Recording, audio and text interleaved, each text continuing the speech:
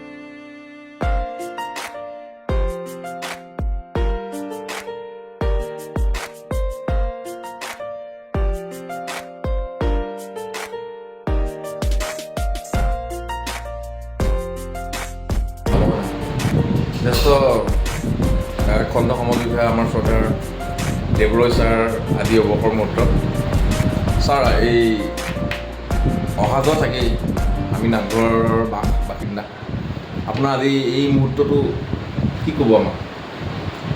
এটা best period মই ভাল কৰিলোঁ, ভাল লাগিছে মানুহখিনিক লগত কৰি 13 বছৰ মই কাম কৰিলোঁ, ভাল লাগিছে।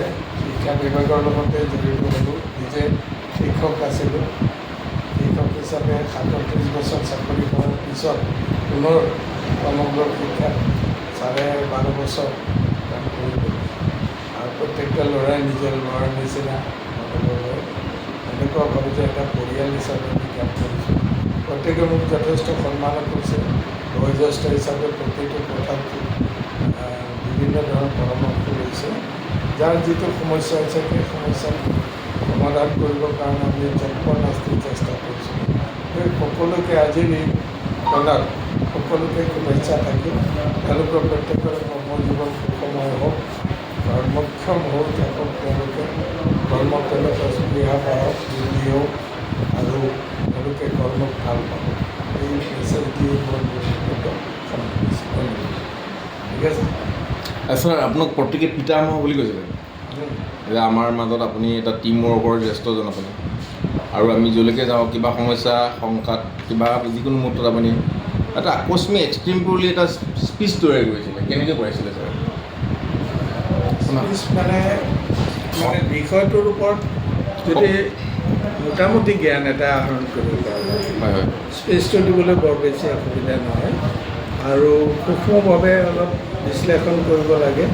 আচলতে পইণ্টটো কোন পইণ্টৰ পৰা কথাটো উত্থাপন হৈছে বা সমস্যাটো মানে উৎপন্ন হৈছে, সেই কথাটোৰ গুৰিটো ধৰি যদি মানে আলোচনা কৰা যায় পিছত সমাধান ওলাই যায়। কোনো সমস্যাই এইটো ভাবি ল'ব নালাগে যে কোনো সমাধান নোহোৱা কোনো সমস্যা আছে, চব সমস্যাৰ সমাধান আছে মোৰ মতে দেই। মই মানে তাৎক্ষণিক নিৰূপণ কৰিছিলে আপুনি?